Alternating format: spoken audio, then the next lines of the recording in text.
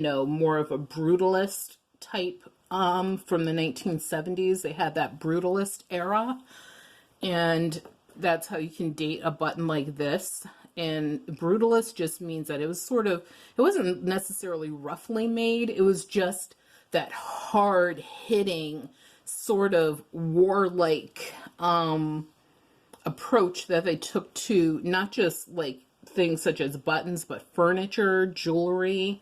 I've had a lot of that in the past that we've sold.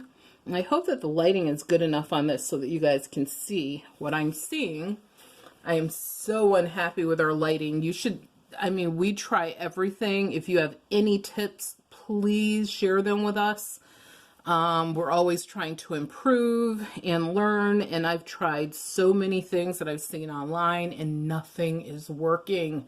I am not like a pro at this. So, and as you know, I'm my own camera person since our daughter is away at law school. So I'll try enlarging it. Hopefully it doesn't make it more blurry. But this one has, I always think of these as have like a traditional, almost like English feel to them, with the double lions and the crown in the center and this horse in the center that's doing some sort of weird leaping thing. I have no idea who made those, but that's pretty cool. These are, I think it's called vulcanite, is a material that buttons like these were made from. They're usually black, and these definitely stand the test of time. They're usually pretty thick, and the shanks are pretty traditional on these, but they're usually squared out. So I don't always find those, but happen to have two of them in this lot. And let me just show you a couple figural ones. This one is in the shape of a shell, and it's made of some sort of plastic. I don't think it's Catalan either. And here's one that's in the shape of a truck, a little school bus. I mean, it seems really small for a school bus, so I think it's like some sort of truck. Has its wee tires.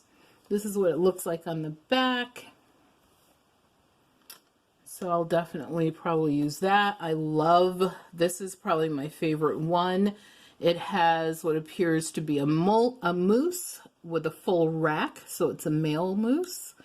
And I made a charm string dedicated to my sister-in-laws, Cheryl, Yvette, and Lisa, and Patty. And I'm going to attach this one because, as I stated, one of my sister-in-laws lives in Alaska. So this is not one that I will be selling or anything. I'm attaching it to their charm string. But if these do really well, if you ever get them to sell.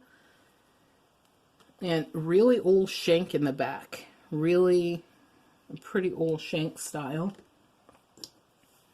And then I have some that just have pretty like Art Nouveau, Art Deco era buttons here that have these really groovy